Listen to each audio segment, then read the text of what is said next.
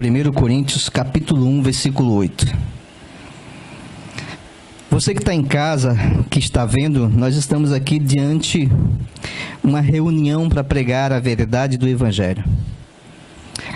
Pregar a verdade do Evangelho. Por que a palavra começa com verdade do Evangelho? Porque existe um Evangelho que não é verdade. Foi um Evangelho criado para satisfazer a política e não para satisfazer a sabedoria de Deus, para salvar as almas. Então começamos com a verdade do Evangelho. Certamente a palavra da cruz é loucura para os que se perdem, mas para nós que somos salvos, poder de Deus. Traduzindo, para aqueles que têm o discernimento do Espírito, o Evangelho que Jesus trouxe é o poder de Deus, é o poder do Pai, a sabedoria de Deus. Mas para aqueles que não têm esse Espírito, é loucura. Para eles é loucura. Então a sabedoria dos homens é loucura. Capítulo 2 de 1 Coríntios. Paulo diz: Eu, irmãos, quando fui ter convosco, anunciar-vos o testemunho de Deus, não fiz com ostentação de linguagem ou de sabedoria deste mundo, óbvio, porque decidi nada saber entre vós, senão as coisas de Jesus e este o crucificado.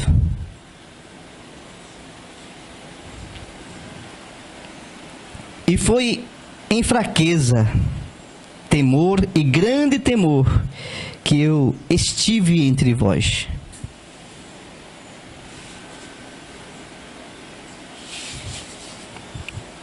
A minha palavra e a minha pregação não consiste em linguagens persuasivas de sabedoria, mas em demonstração do Espírito. A sabedoria do Espírito. Para que a vossa fé não se apoiasse em sabedoria humana.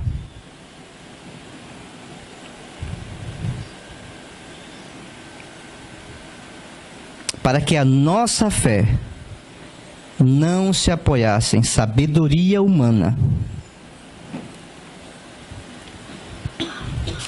Este é o ponto.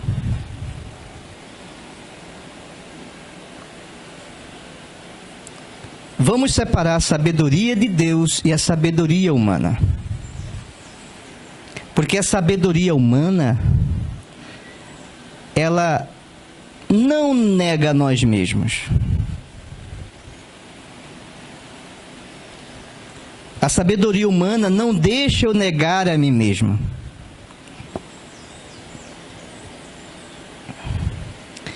Jesus disse: aquele que quiser vir após mim, quem pode recitar?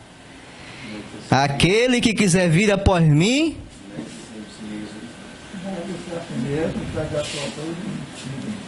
negue-se a si mesmo. A sabedoria deste mundo, aquela que os homens dizem: e eu sou besta?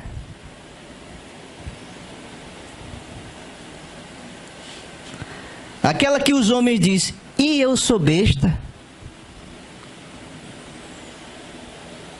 Você acha que eu ia fazer isso para perder isso aqui?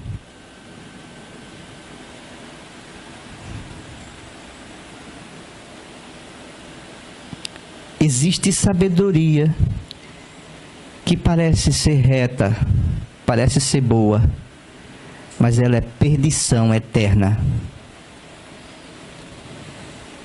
A sabedoria deste mundo, ela é loucura para os que têm o Espírito. A sabedoria deste mundo é loucura para os que têm o Espírito. Os que têm o Espírito conseguem discernir justiça de injustiça. Mas é justo fazer isso? É justo fazer determinadas coisas para se autofavorecer e se dane o outro? Será? Mas eu sou besta? Se eu não fizer, outro vai fazer?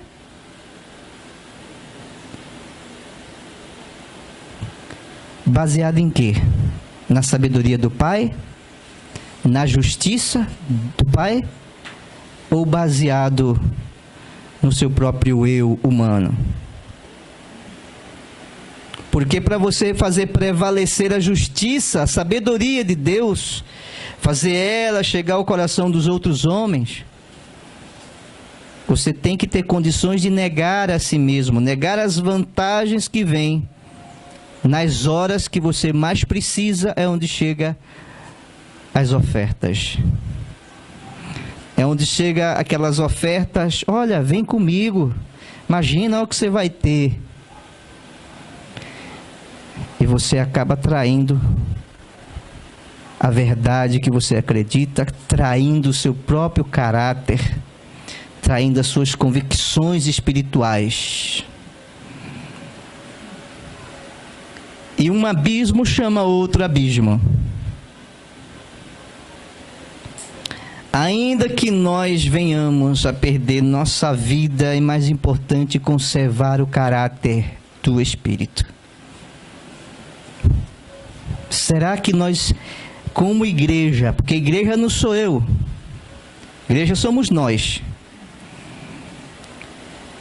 Será que nós, como igreja, estamos aptos, estamos com condições de negar as vantagens humanas para obedecer o Evangelho?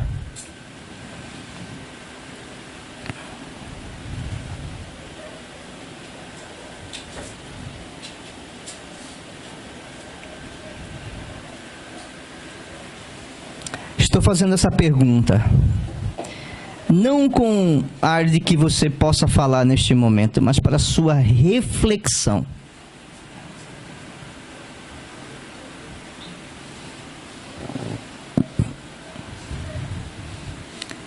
Se o homem, eu, você, qualquer pessoa que se diz cristão, se ele não tiver condições de negar a si mesmo, negar as suas vantagens, para estar fazendo a vontade de Cristo, não tem salvação.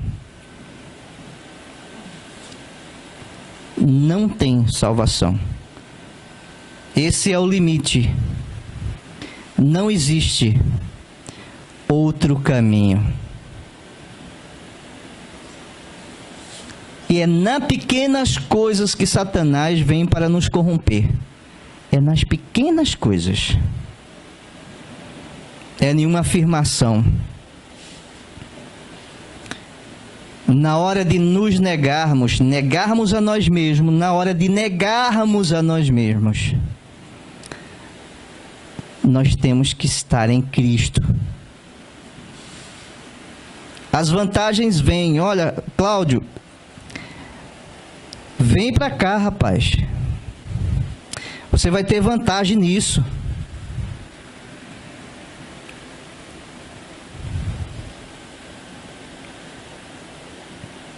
Anunciada, vem para cá. Você vai ser beneficiada nisso. Se você não for, outra pessoa vai.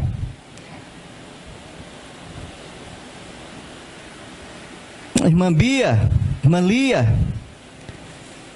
vem para cá. Você será beneficiada nisso. A irmã Lia, a irmã Anunciada, eu e qualquer outra pessoa vai dormir. E vem as contas para pagar. Vem as coisas para pagar.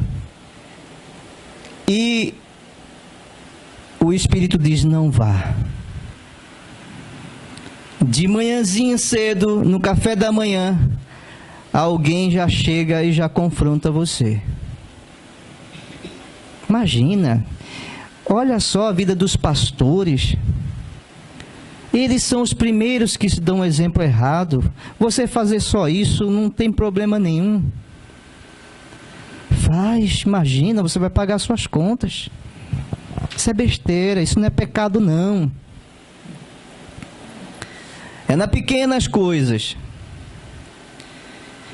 O Espírito tinha falado com você, mas aí não adiantou. Você resistiu o Espírito e por causa do mundo, das coisas deste mundo, você deixou a justiça de Deus de lado e fez a justiça e praticou a justiça dos homens.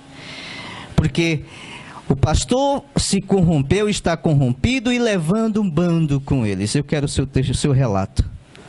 Eu disse que ia pegar seu relato hoje. Eu quero que você traga o seu relato sobre a mulher que disse sobre a casa. Se tivesse condições, venha relatar. Pode ficar aí mesmo. Entrega ali, Júnior. Da ministra lá. Venha relatar isso. Isso aconteceu quinta-feira lá no meu trabalho. Uma outra pessoa que é evangélica também, de outra igreja. E aí ela chegou para mim e falou assim: se eu assumisse uma secretaria, eu iria fazer tudo certinho. E não iria deixar faltar nada. Agora o restante do dinheiro que sobrasse, eu ia pegar para mim. Aí eu falei para ela: você está errada. Por que eu estou errada? Aí eu falei: porque para você assumir uma secretaria, você já receberia o seu salário. Então, o que sobrasse não era seu, não era lícito. Aí ela falou assim: pois eu não queria nem saber. Eu ainda comprava uma casa e te dava. Aí eu falei para ela, e eu não queria. Primeiro que eu tenho uma casa.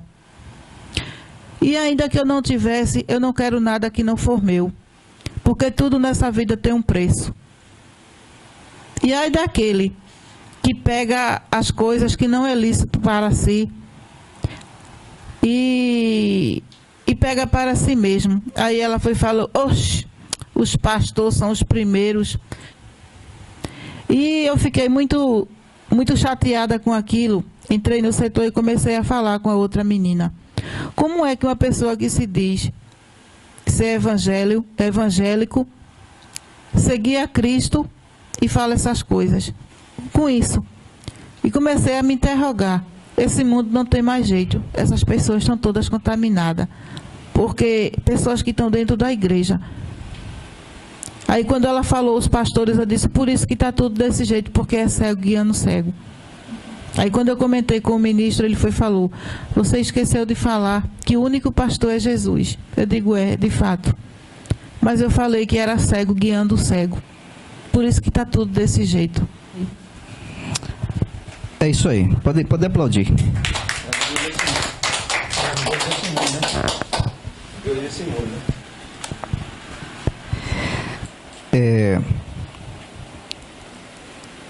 O que estou ensinando para vocês é o puro evangelho de Jesus.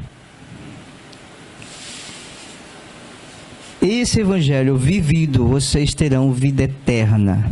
Satanás não terá poder sobre a vida de vocês.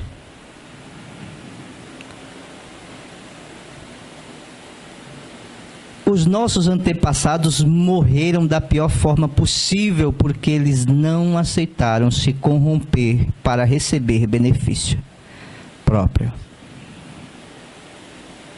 Esse tipo de testemunho, esse relato da ministra, já está se tornando provérbios.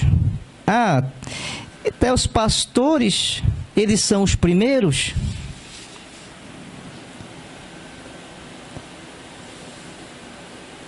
Vocês têm que ficar indignados. Vocês não podem aceitar isso calados. Não podem se calar diante de tal injustiça. Eles estão jogando o nome do evangelho no lixo. As pessoas estão deixando o evangelho de lado, perdendo sua salvação por causa desses maus exemplos que está arraigando, entrando no coração das pessoas. Ah, mas os pastores são os primeiros? Se vocês não tiverem condições de se revoltar contra isso, ore. Se vocês não estão ficando revoltados contra isso, ore, porque vocês também estão se corrompendo aos poucos. Jesus disse para os discípulos, disse: cuidado com o fermento dos fariseus. Sabei que um pouco de fermento leveda toda a massa. É isso que Jesus estava dizendo. Ah, mas os pastores são os primeiros. Esse é o fermento. Esse provérbio vai levar muitas pessoas ao sofrimento. E vai levar a nossa sociedade nas mãos do anticristo. A nossa sociedade está se tornando um câncer. O câncer é uma célula que se torna inimiga das suas próprias irmãs e começam a matar a outra célula vizinha, que mata a outra, ela se torna canibais. Um fungo transforma essa célula em um zumbi, uma célula zumbi que sai matando as outras células. Isso é o chamado câncer. Quando um pastor se torna insípido, quando ele se torna esse tipo de provérbio, ele nada aproveita para a salvação de ninguém. Só que as pessoas não têm conhecimento, percepção para saber que aquele nada aproveita dele. E nós, ministros do Evangelho, que queremos algo sério com o Evangelho e a salvação das vidas, nós somos também prejudicados por causa de irresponsáveis. O escândalo que está acontecendo na igreja, o escândalo que aconteceu, já aconteceu muitas vezes na Igreja Universal. Igrejas grandes estão indo para a mídia. As pessoas estão tendo acesso a coisas vergonhosas dos bastidores. E só tem uma meta. Só existe uma meta de Satanás com isso: tirar a salvação das pessoas.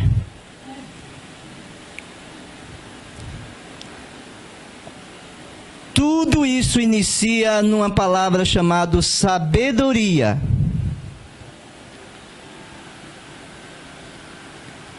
Aquele pastor que dizia: eu sou besta, fulano está pegando, por que eu não vou?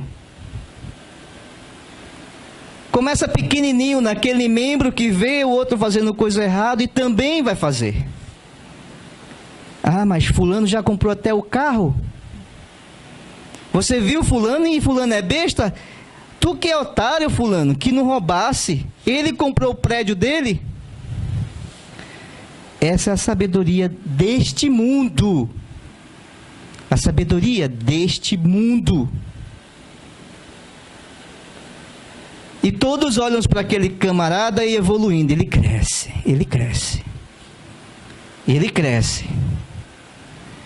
E come, e vai para os prostíbulos, e viaja pelo mundo afora, canta vantagem. E as pessoas falam: eu também vou roubar. Também quero ser pastor. Você viu lá o fazendeiro? O homem do chapelão, ali é que é inteligente, ali é que é sábio. Ali é que tem sabedoria. Você viu lá o tanto de fazenda, tanto de boi como tem? Essa é a sabedoria do mundo.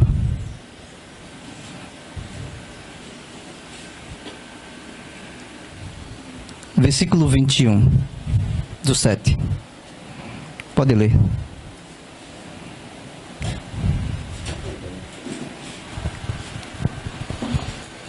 Nem todo o que me diz, Senhor, Senhor, entrará no reino dos céus, mas aquele que faz a vontade do meu Pai, que está nos céus. Muitos naquele dia hão de dizer-me, Senhor, Senhor, porventura, não temos nós profetizado em Teu nome? E em Teu nome não expelimos demônios? E em Teu nome não fizemos muitos milagres? Então lhes direis explicitamente, nunca vos conheci, apartai-vos de mim, os que praticais a iniquidade. Obrigado. Se eu falhar com vocês, eu falho comigo. A minha preocupação com vocês é a mesma preocupação que eu tenho que ter comigo. Se quisermos sermos filhos do Pai, eu vou explicar por quê. Essa é a justiça dele. João capítulo 17, aonde Jesus disse, Pai, que eles sejam um, como nós somos um. Então, se eu tratar vocês como devo tratar a mim mesmo, eu tenho que cuidar de vocês, assim como eu cuido de mim mesmo. Se eu enganar vocês, eu estou enganando a mim mesmo, e vice-versa. Nós devemos ser como um, como se fosse uma só pessoa, em amor, mutuamente nos respeitando. Não importa o tamanho do nosso grupo, o importante é que ele seja verdadeiro. Apenas isso, verdadeiro. Quando nós chamamos vocês para estarem no verdadeiro evangelho, não estamos chamando super-homens, mas estamos lutando contra este mundo. Vocês foram chamados para vencer o mundo. Vencer o mundo, primeiro vencermos a nós mesmos, as nossas fraquezas, negar a nós mesmos. O que é negar a nós mesmos? É que vai ter momento que você vai decidir entre favorecer você ou ao seu irmão que precisa. E é aí onde entra o amor de Deus. Porque se você for um com a pessoa, vai ser momento, vem aqui, meu irmão. Me dê a mão que eu estou junto com você. Se eu não negar a mim mesmo para fazer isso, o mal me vence. E eu devo vencer o mal. Se eu não vencer o mal desse jeito, o mal me vence. Se alguém bater numa face, dê-lhe a outra. Se alguém quiser andar 1 milha, vá com ele 2. Se alguém quiser contender contigo e levar a tua capa, dê-lhe também a túnica. Dá a quem te pede, não te negues a fazer o bem a quem te é direito. São palavras de Jesus Cristo. São ensinamentos de Jesus. Muitas pessoas um dia vão olhar para mim e vão dizer, esse cara é muito besta. Esse é otário. Eu sei. É normal acontecer. Se você não estiver pronto para ser chamado de otário, você não está sendo digno de estar na verdadeira sabedoria de Deus. Ser sábio, segundo as coisas deste mundo, é se autofavorecer. É pegar a Bíblia, a sabedoria do mundo, A sabedoria deste mundo, dos demônios, é pegar essa Bíblia e começar a entrar na cabeça dos seres humanos, das pessoas, dizer: traga a sua oferta, venha cá trazer, pagar esse propósito, é R$60, é 30, é 100, e te ocupa com várias campanhas, com promessas que nunca se cumprem. E quando se cumprem, se cumpriu por causa da sua própria fé, que você não tinha necessidade nenhuma de fazer aquilo. Esta é a sabedoria deste mundo, desses séculos. A sabedoria de Deus qual é?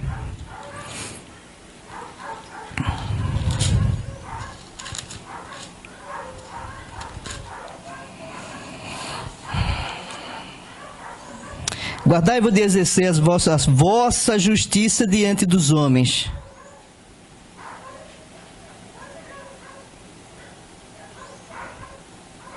Essa é a sabedoria de Deus. Guardai-vos de exercer a vossa justiça diante dos homens. Isso é loucura. Se as pessoas não vão ver, como é que vai te aplaudir?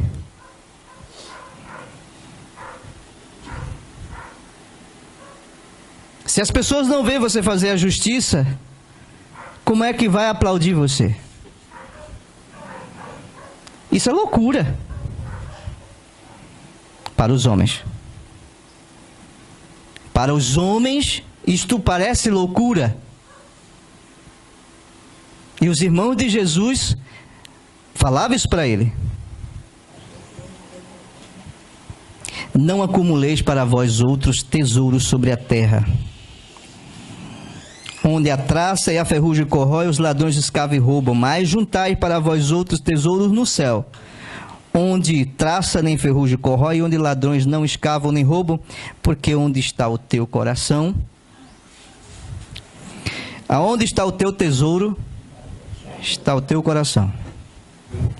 Não andeis ansiosos, por isso vos digo, não andeis ansiosos pela vossa vida. Primeiro é vida.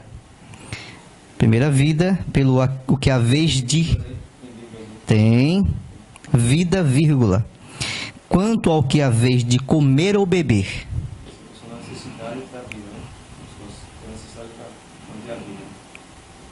A ministra quer falar, deixa eu deixar.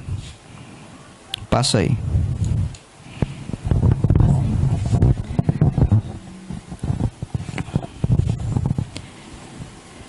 Eu entendi o seguinte, que ao invés de nós ficarmos ansiosos ao ponto de nos preocuparmos com o que iremos comer, beber ou vestir, nós temos que nos preocupar com o que é mais importante, que é a nossa vida eterna.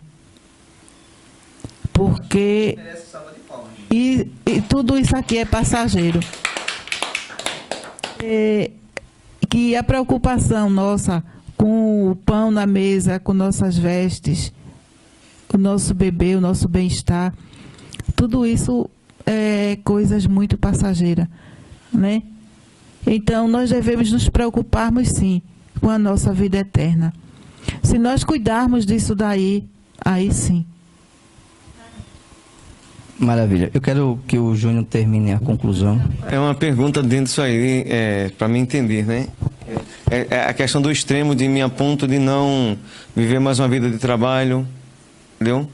E dizer assim, eu vou viver a vida só para Deus, mas não, como assim, não vivendo valores, vivendo esses valores, porque eu posso fazer as duas coisas, né?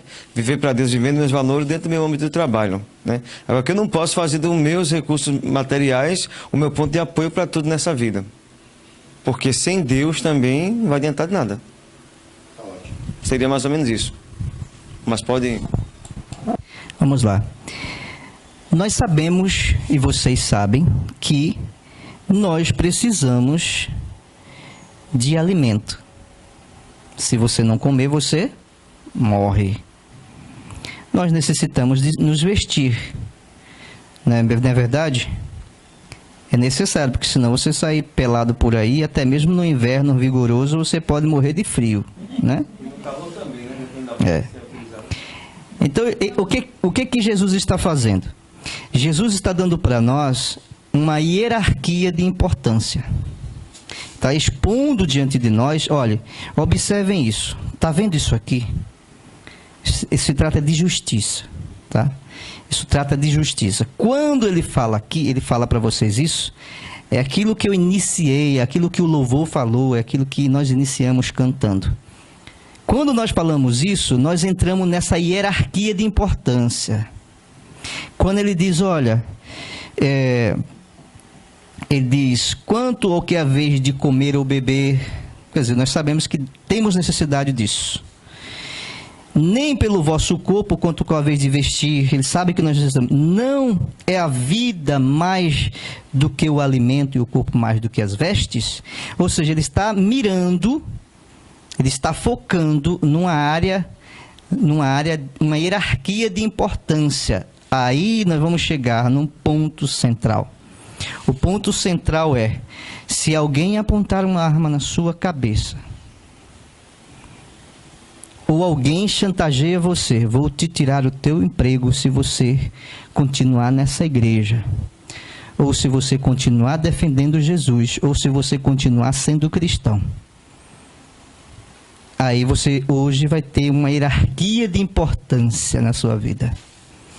Então, seguindo a hierarquia de importância, ele diz, a sua vida é mais importante do que a roupa e do que o alimento. Se alguém quiser tirar teu emprego, então é melhor tua vida. Certo?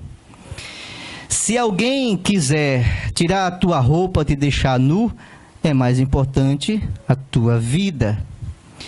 Mas se alguém quiser tirar a tua vida para tu negar Jesus, é mais importante Jesus, que é a vida eterna.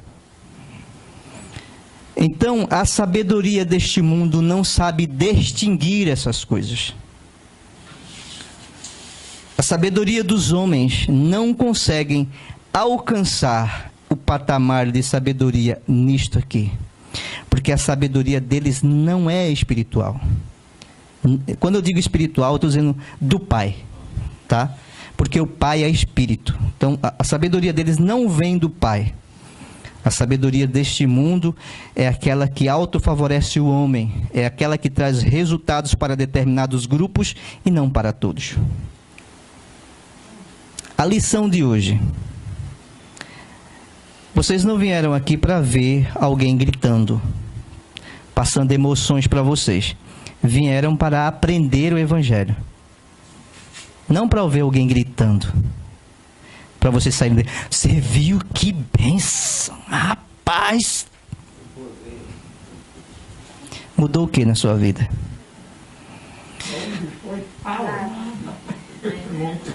Hoje foi palavra. Hoje foi lapada. E aí, fulano, você aprendeu o quê? As emoções que chegam a um ponto tão maior que a razão. As emoções que transformam o homem apenas num robô. Burlar o sistema. Por que que eu evito trazer emoções nessas horas? Porque se eu trouxer emoções, eu estou sendo injusto. Quando nós falamos de justiça de Deus, nós mostramos justiça. Se nós formos ensinar isso aos pregadores, eles vão ficar com vergonha. Eles vão morrer de vergonha, porque eles vão ter que parar de gritar. Existe um pregador chamado Daniel Spence. Ele é um pregador que conheceu o Evangelho na igreja Adventista do Sétimo Dia em Portugal. Ele traz ensinamentos sobre os... Vamos um sentido aí que vocês lembram, que vocês estudaram na escola. Um dos sentidos, dos 5 sentidos. Não entendi isso aí. A gente sente quando... Existem 5 sentidos. A audição é um dos sentidos. Se tiver com os olhos fechados, deitado em algum lugar, você consegue ouvir. É uma das formas de receber informação. Nós temos isso. Sentido é a forma de sentir. Sentidos é a forma de sentir as coisas. Então podemos sentir. Tato. Falou tato. Visão, você falou isso. Visão, audição, Paladar. olfato. Audição, né? Olfato. Quem mais falou alguma coisa? Paladar, falei paladar novamente. Sentir Esse é o principal. é o sentido de todos. Os 5 sentidos compõem eles. Todos eles. As emoções. Tudo isso que vocês estão ouvindo são formas de estudo. As pessoas estudam para essa finalidade. O ilusionista, ou a pessoa, o vendedor, estuda isso. A mídia estuda isso. As pessoas que mexem com o público, no geral, estudam o comportamento das pessoas. Como que as pessoas vão se comportar de acordo com determinado som, pelo sentido da audição. Outros como vão se comportar pelo paladar, o alimento, ou pelo cheiro também, ou pela visão, o que você enxerga. Então eles estudam tudo isso. Isso é uma forma de entregar ao seu cérebro. Se vocês, cada um de vocês, estiverem aqui e um cara que estudou como fazer uma informação chegar até vocês sem que vocês percebam que ele está fazendo, eles conseguem fazer diante dos seus olhos e você não percebe. Então ele consegue passar uma informação, ele consegue pedir algo para vocês, fazer vocês dar algo para eles, sem nem sequer pedir para vocês. Porque isso é uma forma de injustiça. Isso chama-se furto. É furtar o seu entendimento. E a mídia conhece isso muito bem. Depois eu vou trazer esse estudo para vocês. Eu vou trazer esse estudo aqui para vocês entenderem melhor. Para quando escutar um pregador na televisão, pregando, gritando, falando coisas extraordinárias que você fica todo arrepiado. Aí o negócio está sério. Entende? Quando as pessoas começam a fazer isso, eles estão sendo injustos. Eles estão estudando de como burlar o seu sistema. O certo é não provocar emoções. Quando você escutar você tem que estar o mais consciente, prestando atenção da melhor maneira possível para que você escute, processe, entenda para aceitar ou rejeitar. O sistema que foi desenvolvido na Segunda Guerra Mundial através dos soldados de Hitler é exatamente para burlar você, para passar informações de maneira subliminar.